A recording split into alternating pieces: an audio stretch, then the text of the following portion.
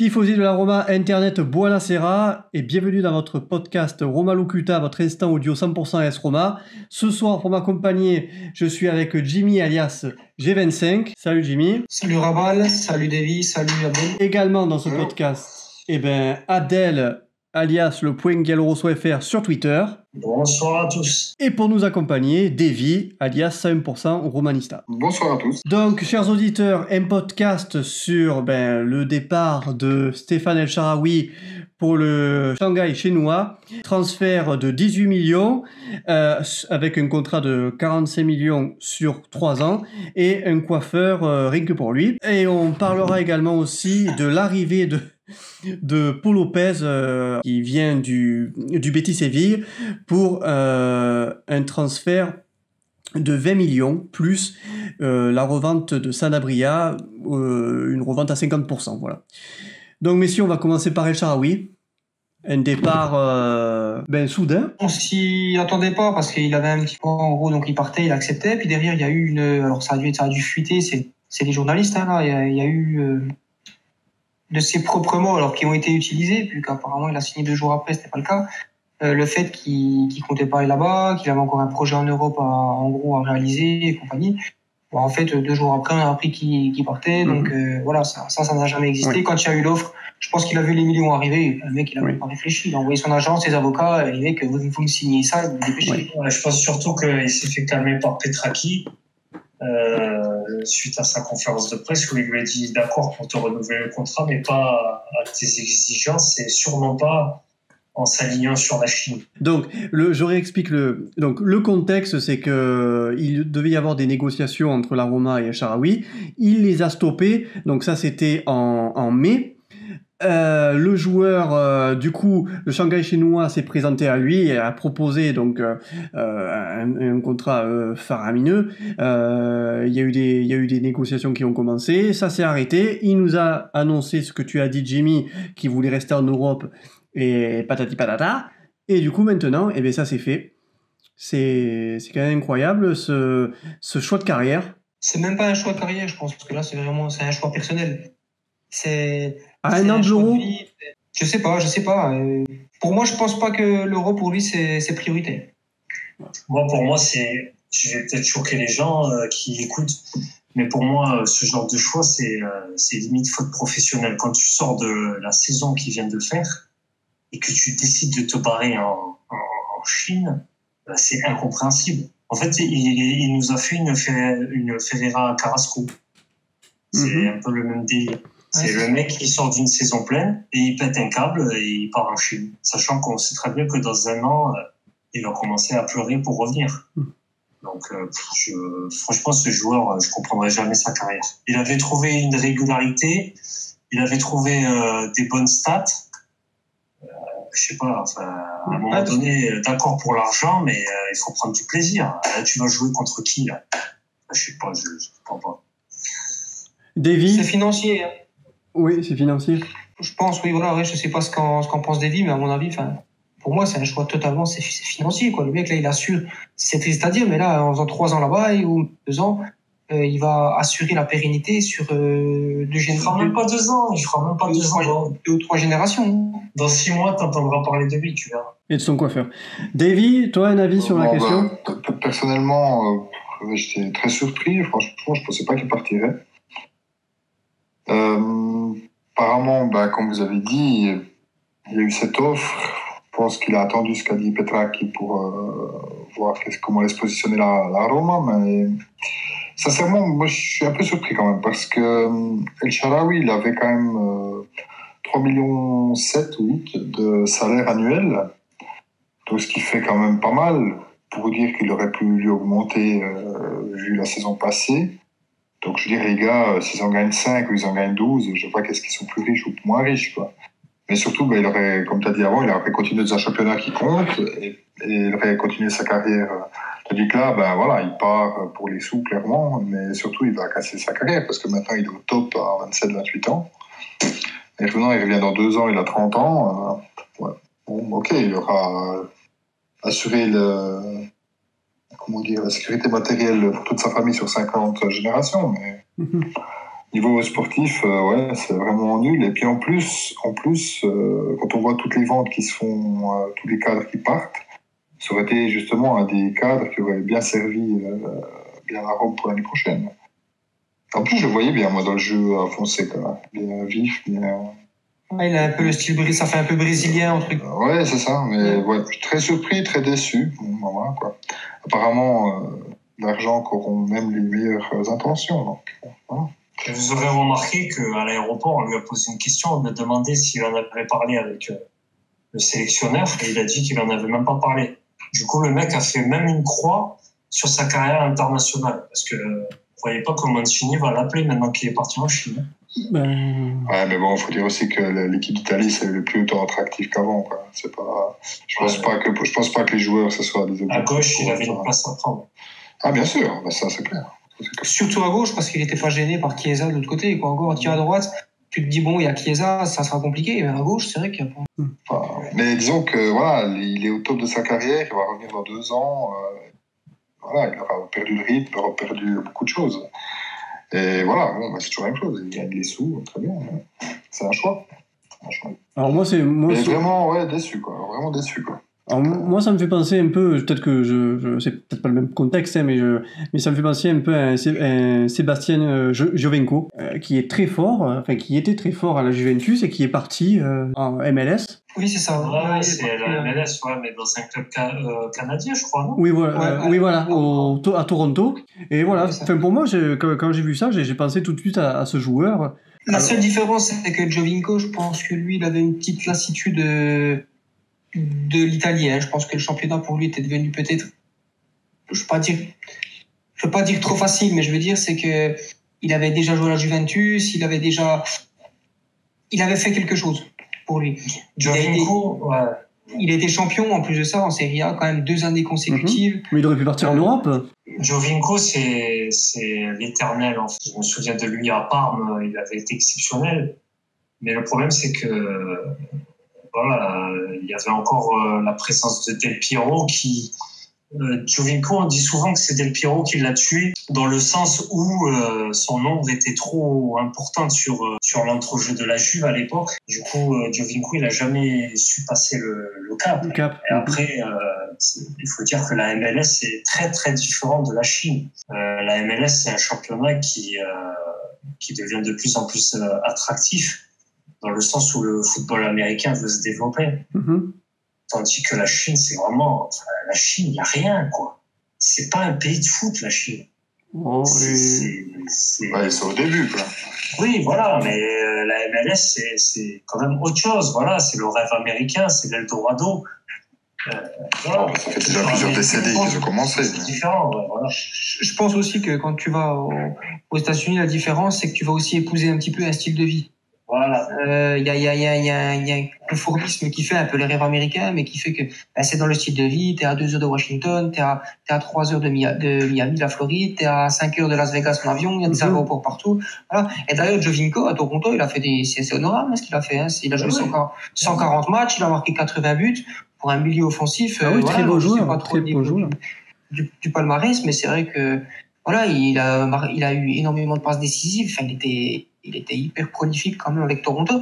Donc, je pense que lui, là, il a gagné 2 titres à la Juventus. Je peux pas dire que ça lui a suffi. Mais à mon avis, voilà, il s'est dit, c'est bon, j'ai gagné ce que j'avais à gagner. Champions League, c'était compliqué quand même. C'est un joueur qui, de par sa petite taille et malgré tout son talent, aurait eu du mal à s'imposer dans d'autres grands clubs.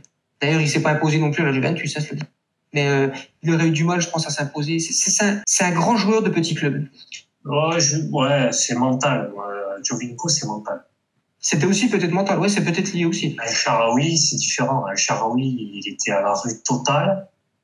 On le récupère. En termes de santé, il retrouve une certaine régularité, plus de blessures. Il a complètement relancé. Il enchaîne les bonnes saisons. Et puis là... là, il nous lâche. Voilà, ça, il nous lâche. Ouais. Mais disons, d'un point de vue plus général, c'est ce qu'on parlait dans les autres podcasts aussi, quand on voit le départ de joueurs comme ça qui ont le choix de partir ou pas, je pense aussi à Manolas, je pense à lui, je pense à d'autres noms, mais je pense que le problème de fond, c'est que la Rome, elle n'arrive pas à donner un cadre avec une vision. où les joueurs se sentent à l'aise, les gens sont avec des objectifs, des projections dans le futur. Et là, on a l'impression que c'est du coup par coup, on ne sait pas où on va, on change de direction, on revient dans l'autre sens, on fait une nouvelle révolution. J'ai l'impression que les joueurs, ça les lasse. Ils ne savent pas, ils disent, ouais, mais attendez, l'année prochaine, je joue dans une équipe quoi? Moi, je suis compétitive, pas compétitive. Puis voilà, puis en même temps, les offres, elles arrivent, donc les gars, ils n'arrivent pas à se positionner. Quand on voit certains autres clubs, ils savent très bien, ils finissent la saison, ils savent très bien où vont passer la saison prochaine. Moi, ce qui m'a choqué, peut-être vous en avez parlé dans le partie du podcast précédent, mais quand il y a eu la question de dire quels sont les objectifs qu'a fixé le président, l'entraîneur, pas quelque chose qui dit, non, il n'y a pas d'objectif précis. Ça me tue, quoi. Je pense aussi, je te coupe un petit coup, je pense qu'il dit ça pour dire en gros, j'ai pas la pression. Oui, peut-être, mais de dire, je pense que c'est les professionnels, ils doivent quand même. Le gars, s'il dit, ouais, on va gagner le championnat, bien sûr qu'il faut avoir des objectifs réalistes. Après, si ça va mieux, tant mieux. Mais je sais pas, j'ai l'impression que c'est aussi la Rome qui n'arrive pas à donner ce cadre de stabilité, de cadre de projection dans le futur aux joueurs. Et finalement, ils se disent, bon, si j'ai meilleure opportunité, j'y vais. Parce que aussi, depuis maintenant 7-8 ans, quand même, on vend encore une fois de plus, tous les ans, nos meilleurs joueurs. Hein. Ouais, c'est ça, on révolutionne chaque année. Mais pour moi, tous les ans, tu perds tes deux piliers tous les ans.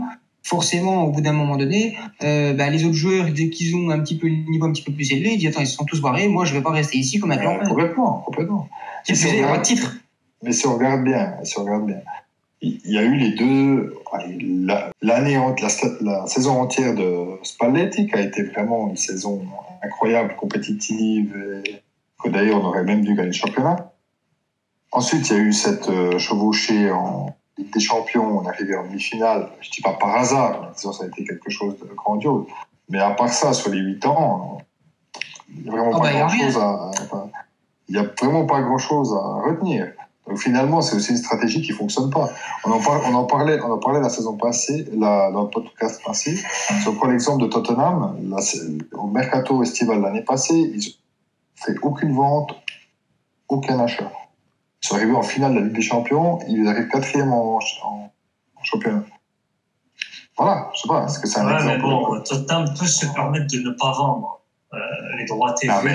Je suis d'accord avec toi, mais après, il y a vendre et vendre. On n'est pas obligé de vendre 15 joueurs chaque fois, puis en prendre 15 chaque fois. On peut en vendre 2. Moi, j'ai toujours dit, l'année passée, quand on a fait cette demi-finale, ça devait être un point de départ et pas un point d'arrivée. Parce que malheureusement, c'est ce qui arrive. Mais si on prend au mercato l'année passée, on devait vendre Alisson parce que l'offre était trop belle.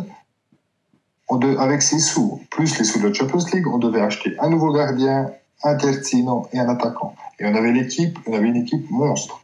Plus des sous, quoi. Après, bon, voilà, on ne va pas retenir sur Monchi, tout ce qui s'est passé.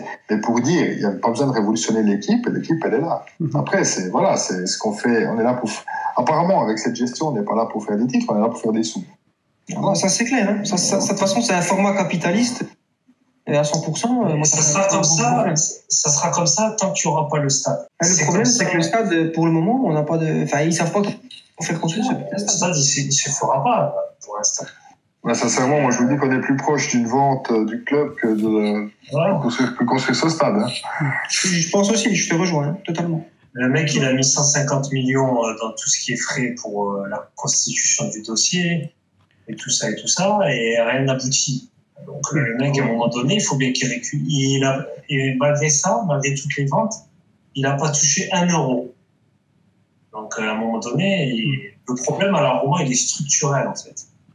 Moi, je pense aussi que les actionnaires maintenant, parce que bon, quand on dit Pallotta, c'est Pallotta et compagnie, hein, c'est. Bien sûr. Les 4-5 actionnaires principaux qui ont du blé là-dedans. Je pense que le souci, c'est que maintenant, Pallotta, on lui pose des questions en lui disant, écoute, quand on a investi il y a 8 ans, à peu près, on a déjà apporté une somme pour l'achat, pas de problème. On savait qu'il fallait investir dans l'équipe pour avoir plus tard des dividendes. On va construire un stade, un projet. Et là, au final, il n'y a pas de stade. Il faut toujours réinvestir pour l'équipe parce que, en fait, les ventes, elles permettent juste, en fait, de réinvestir pour juste les joueurs en place. Et avec les pertes qu'il y a sur certains joueurs aussi, il y a des trous qui se créent. On gagne pas de titre. Donc, même avec la Champions League régulièrement, on s'aperçoit que, maintenant, il manque encore un petit peu de l'argent, semblablement. Et je pense que maintenant, Palota, le souci qu'il a, c'est qu'il faut qu'il rende compte aux autres actionnaires, parce qu'en fait, c'est un groupe d'actionnaires, et lui, c'est un petit peu c'est le patron, entre guillemets, c'est lui qui doit rendre compte aux autres. Et maintenant, il doit être un petit peu emmerdé, je pense, à chaque fois pour rendre compte. Donc, quand maintenant il y a possibilité de faire une très grosse plus-value, ou même une plus-value, quand il y a la vente d'un joueur, il fait le mec. Il vend, et comme ça, quand il arrive à l'Assemblée Générale, il peut dire, alors moi, attendez, c'est bon, sur lui, j'ai gagné 5 millions, sur lui, j'ai gagné 8 millions, sur lui, j'ai gagné 20 millions. Ouais, d'accord, on parle de ça, mais en même temps, si on calcule ce qu'on a gagné en Ligue des Champions, ça fait 100 millions. Si on gagne Alisson, 70 millions, puis en rajoutant encore un Nainggolan, ça fait encore 30 millions. Donc ça fait 200 millions en 3 trucs. Il y a beaucoup de clubs qui aimeraient bien avoir 200 millions. Là. Après, il faut savoir les dépenser, c'est ça. C'est ça le gros problème. Parce que les 50 millions de Chic, merci. Quoi. Les 18 millions de El Shaarawy, c'était pour boucler le transfert de Pau Lopez. Oui. Bien sûr. Alors, messieurs, une question au niveau, là je vais parler du terrain, le départ de El Shaarawy, donc du coup, est-ce que pour vous ça enlève un poids pour le futur de Fonseca et une équipe qui est en train de monter, ou alors, ou justement, il aurait pu très bien l'utiliser dans son style de jeu, tout ça, ça aurait pu apporter quelque chose de beaucoup mieux à la Roma, et bon. Vous, pour votre avis, ça va être un manque. Ce qu'on disait l'autre fois, il faut un homme d'expérience sur chaque ligne. Donc, lui, c'était justement celui-là qu'on attendait sur la ligne offensive. Avec le profil, comme tu disais, Davy, du fait qu'il a un jeu un petit peu sur le toucher de balle, sur l'aspect technique, sur la vitesse. Puis il a un côté imprévisible, c'est ça. Le petit côté un petit peu brésilien qu'on retrouvait dans le Shakhtar. Il l'avait, le Shaarawy, quand même. Et là, on le perd. Moi, maintenant, on le perd. Je m'en fous, entre guillemets. Ça fait longtemps que je m'attache plus à des joueurs autres, à des Totti, des De Rossi et compagnie. Mais ce qui me fait peur, c'est de savoir qui est-ce qu'on va retrouver derrière. Eh oui, voilà, il faut le remplacer maintenant. Il y aura la place pour Perotti. Là, ce soir, il y a une rumeur qui a ressurgi, qui avait été sortie l'an passé, c'est Leon Bailey du Bayer Leverkusen. Apparemment, la piste a ressurgi ce soir. Donc, après, ça va être cher. Hein. C'est minimum 40 millions pour lui. Oui. Mais oui, Shaarawy, ça aurait été bien de le garder. Maintenant, il est parti et très sincèrement, il est remplaçable.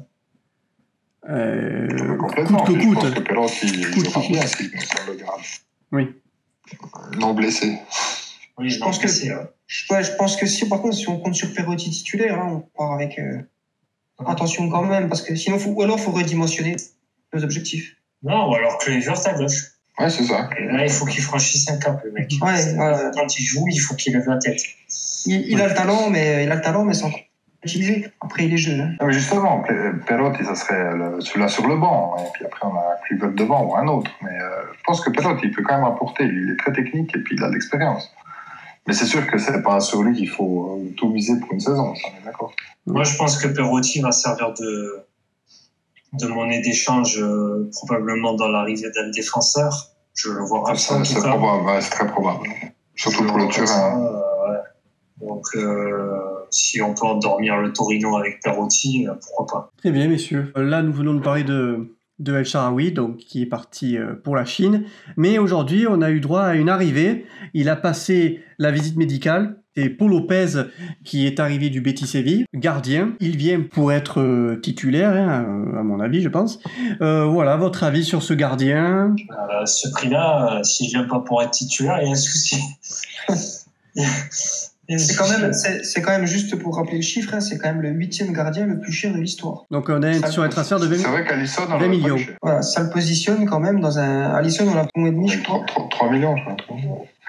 Il y avait des parts aussi d'agents, beaucoup. Il me semble que Alisson, c'était 7 millions et demi, tout compris. Mais là, on prend un gardien, pour moi, n'est pas confirmé, au 8e rang de l'histoire, le gardien le plus.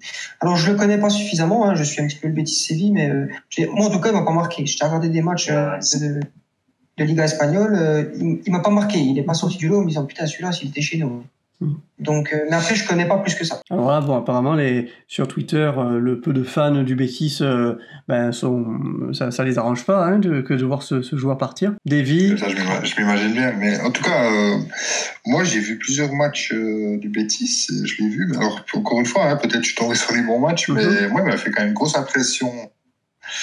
Bon gardien explosif et puis vraiment gardien courageux, quoi. Il n'a pas peur d'aller au contact, il n'a pas peur d'aller. Et puis, je sais pas, il a une espèce de. Les attaquants, ils savent pas trop comment le contourner. J'ai l'impression. Alors, encore une fois, peut-être je suis tombé sur les bons matchs quand j'ai regardé le Betis, mais moi, il m'a fait une super impression, en tout cas. Après, j'ai un peu regardé les vidéos comme ça sur YouTube. Vraiment, sur YouTube, en tout cas, les super arrêts, hein, c'est clair. Mais il y a, je trouve, quand même un gros potentiel. Par rapport à Olsen l'année passée, voilà, quand il a fait un bon mondial, c'est vrai, mais à part ça. Donc voilà, en tout cas, moi je suis assez content de son arrivée. J'ai l'impression quand même que pour le jeu de Fonseca, ça a l'air d'être. Surtout que c'est lui qui l'a demandé. Donc, oui. C'est un mec qui au Betis joue avec une défense très haute. C'est un mec déjà qui est habitué à. On sait que Fonseca joue avec une défense haute. Oui. Du coup, c'est un mec qui va être quasiment gardien libéraux, quoi, derrière la défense. Ah, c'est ça. Du coup, il a un bon jeu de pied, belle envergure dans les buts, très bon sur sa ligne. Après, il a été jeune, il a été titulaire très jeune à l'Espagnol, dans une équipe en difficulté déjà. Puis, il faut pas oublier que c'est le 3e gardien de l'équipe d'Espagne. Oui. C'est pas rien. C'est pas rien. Ouais, c'est clair. Il est derrière De Gea et Kepa. Donc voilà. D'ailleurs, j'en ai parlé sur Twitter, mais il y a des mecs qui ne l'ont pas vu jouer et qui disent qu'il est nul. Et les mecs, si à chaque fois qu'on signe un joueur, de suite il est nul, parce il est plus nul. Parce qu'on ne l'a pas vu, donc oui, c'est. Ouais, oui, il fallait prendre Perrine. Ouais, d'accord, mais Perrine, je tiens à rappeler que Perrine, il a plus de genoux. Donc avec le staff médical qu'on a, si on prend Perrine et qu'il se pète, on a l'air bête. Ok, on a Mirante en doublure, mais... Puis Perrine, il a un salaire qui est le double de celui-là qu'on vient de faire. Donc, à un moment donné, ne parlez pas de joueurs que vous ne connaissez pas. Ouais, mais bon, ça... Il faut lui donner le bénéfice du doute. Oui, mais il faut pas regarder cela, tu sais, cela, tu peux faire venir mais si tu veux venir merci, et puis il est nul, donc... C'est quand même, la majorité des commentaires que j'ai vus, c'est, mort de rire, on paye 30 millions pour un mec qui est plus nul que Perrine. Ça, c'est pas ignorant. Tu sais, c'est les mêmes qui parlaient d'Alisson quand il est arrivé. Ouais, c'est plus de la méconnaissance, je pense. Faut pas. Il y a beaucoup de gens aussi qui méconnaissent qui suivent entre guillemets que la Roma ou qui suivent le football un peu de loin. Et je pense que c'est plus de la méconnaissance. Maintenant, il sera attendu aussi, de par le montant de son transfert, il sera attendu. Donc, dès le début, ce sera à lui d'être présent.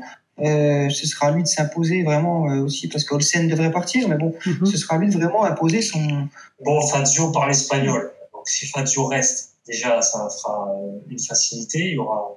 Mais on va dire le chef de la défense, je pense, ce sera Fazio. Du coup, ça va pas mal l'aider. Je pense que Mirante aussi va l'aider, puisque Mirante est assez intelligent pour comprendre que il va avoir le rôle de doublure et d'encadrant. Donc voilà, il va falloir lui laisser du temps, 3-4 mois. Ouais.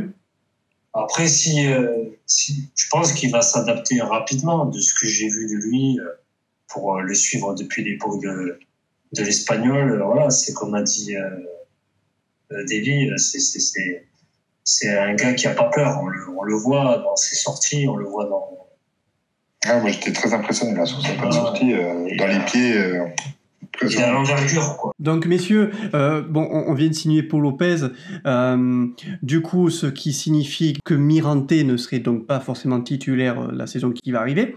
Est-ce que vous seriez-vous d'accord pour éventuellement, on va dire, Paul Lopez titulaire en Serie A et Mirante titulaire en Copa? Je suis pas fan. Personnellement, je suis pas fan. Je pense que la rotation, ça enlève un petit peu de stabilité sur la base défensive. Alors, dans certains clubs, sur certaines années, ça fonctionne. C'est, je pense justement, l'exception qui confirme la règle. Mais je pense que de manière générale, alors hormis la Coupe d'Italie, mais sinon tout ce qui est Europe, championnat, pour que le gardien et la défense aient une stabilité et des automatismes, surtout pour une première année, c'est important que Paul Lopez soit numéro 1 en Europa League et en championnat. Ça aurait été possible peut-être si l'investissement était moins conséquent, par exemple comme on a fait avec Alisson.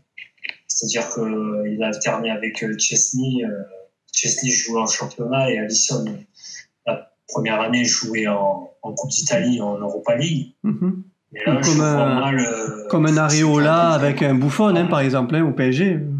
Ouais, je vois mal Fonseca dire à Paul Lopez, écoute, pendant 6 mois, tu vas jouer l'Europa League et la Coupe d'Italie, le temps que tu t'adaptes, et ensuite, je te mettrai titulaire. Je pense qu'il va... Il va le lancer dans le grand bain tout de suite. Ouais, après, Mirante va jouer un rôle majeur, je pense. Mm-hmm. Surtout à 36 ans, Mirante, il n'a plus rien à attendre. Il n'a plus rien à attendre du football, entre guillemets. Donc là, je pense qu'un rôle d'accompagnant, en jouant quelques matchs par-ci par-là entre deux, ça fera pas de mal. Mais je pense qu'il ne faut pas commencer à essayer de mettre Paul Lopez. Ça pourrait créer une sorte de doute. Sans le mettre titulaire tout le temps. Dès le début, je pense qu'il faut donner la confiance.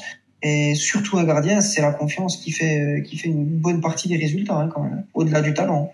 Après, mais inversement, il y a aussi la gestion du vestiaire, parce que il faut voir aussi l'importance qu'on donne au match, mais je veux dire, Mirante, c'est pas non plus le dernier arrivé, il faut pas...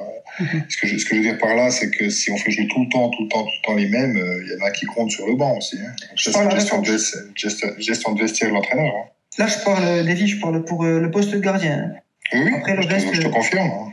Pour le champ, c'est différent. Mais Mirante, il jouera en Coupe d'Italie.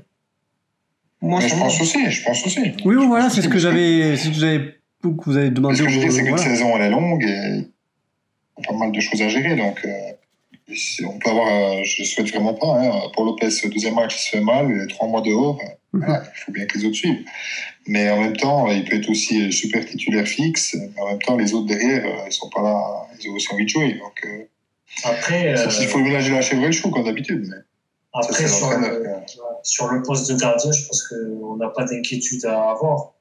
Je pense que s'il arrive quelque chose à Paul Lopez, on a vu que Mirante, il était fiable. Oui, bien sûr. Mirante, très bonne pioche aussi également. Messieurs, est-ce que vous pensez que ce transfert, du coup, avec le Betis, ça permettrait que ces derniers obtiennent, par exemple, le prêt de Koric, et pourquoi pas nous céder Marc Bartra? Bon, apparemment, le joueur n'a pas envie de partir, mais... Bartra, c'est mort trop cher. Et j'ai vu quelques interviews de lui là, ces dernières heures. Il a dit qu'il était content de rester au Betis. Ouais, il a été clair. Il a été clair sur son avenir. Vous excluez tout transfert de Marc Bartra. Voilà, lui, il veut rester à part. Très bien. Mais pour revenir sur ta question, je pense que la Rome, ça fait quand même assez longtemps qu'elle a des contacts avec le Betis. Il y a beaucoup d'échanges depuis de nombreuses années. Je me souviens peut-être ça vous parle aussi de Assunção, qui était tireur de coups francs. Il balançait des boulets, lui. Qui était parti au Betis, qui a fait des super saisons au Betis. Il y a eu l'histoire de Sanabria, donc il y a quand même des liens, on va dire, historiques qui sont... C'est pas un club qu'on ne connaît pas. Donc c'est très possible pour Koric, très possible. Après Koric, c'est vrai qu'on ne sait pas trop non plus quoi en attendre, parce que c'est un joueur qui a quand même 22 ans, c'est ça ? Ah oui, il n'a pas 18 ans. Moi, je sais pas, je sais pas quoi penser. Je sais pas aussi éventuellement ce que vous franchement, j'étais assez content de cette recrue, parce qu'il avait l'air... il a l'air assez technique, il a l'air assez...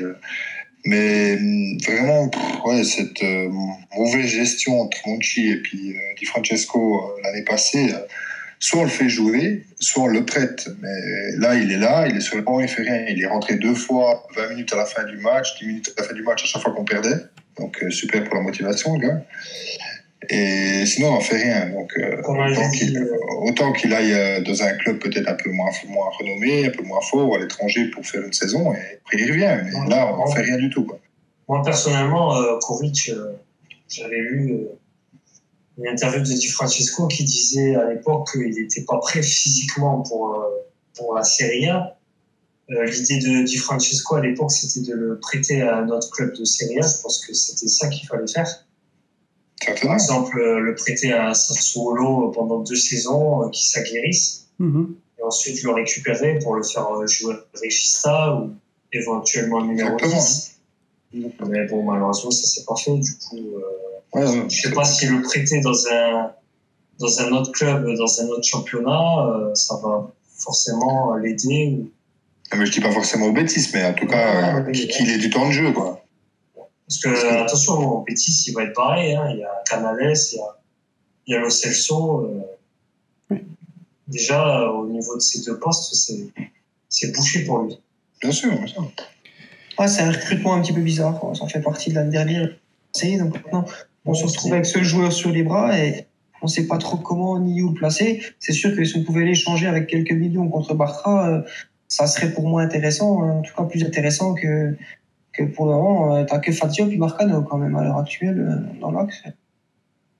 Mais disons que c'est une série recrue que Monchi a pris. On avait l'impression que c'était de nouveau une perle style Under, des choses comme ça. Puis finalement, on n'en fait rien, quoi. Donc si on l'a, autant l'utiliser, ou sinon, comme tu dis, pour une monnaie d'échange. Ouais, il a été recruté parce que c'était la hype de la Croatie. Donc oui, joueur formé au Dynamo, le nouveau Luka Modric. Alors l'autre, il a foncé tête baissée. Après, c'est pas faux, hein. C'était un joueur prometteur. Ah, mais je veux dire, en même temps, ça lui donne pas de temps de jeu, on peut pas savoir ce qu'il vaut, quoi. Exactement. Donc, messieurs, on va conclure ce podcast. Donc, pour vous, pour Lopez, c'est un bon coup, hein. On est tous d'accord. Ah, moi, je suis très content, hein. Ouais, pareil. Satisfait aussi, j'espère quand même qu'on ne s'est pas trompé, surtout au niveau du montant des transferts. L'adaptation, elle sera bonne, et puis voilà, que Fonseca saura le mettre aussi dans les meilleures conditions, parce qu'on le répète jamais assez. Un joueur, quand il y a un transfert qui est raté, il y a aussi une certaine part de responsabilité de l'entraîneur et du directeur sportif. Là, si les deux, ils comptent dessus à 100%, je vois pas pourquoi ça ne fonctionnerait pas. Très bien, messieurs, chers auditeurs, voilà, le podcast touche à sa fin. Pour m'accompagner ce soir, les invités étaient Jimmy alias G25. Merci à toi d'être venu. Merci à vous. Ciao à tutti. Abdel, le.galoroso.fr, merci. Merci pour toi, merci pour l'invitation et merci à mes collègues du soir. Et Davy, alias 101% Romanista, merci à toi d'être venu. Merci à toi pour l'organisation et puis merci pour ce débat. Toujours un plaisir de venir. Merci à vous, merci les gars. Merci, chers auditeurs, d'être toujours plus nombreux et toujours des retours positifs sur à chaque fois qu'il y a un podcast et surtout les intervenants. À chaque fois, vous êtes de qualité, les gars, je tiens à vous le dire. Bonne soirée et ciao à tutti. Ciao. Ciao. Ciao, ciao.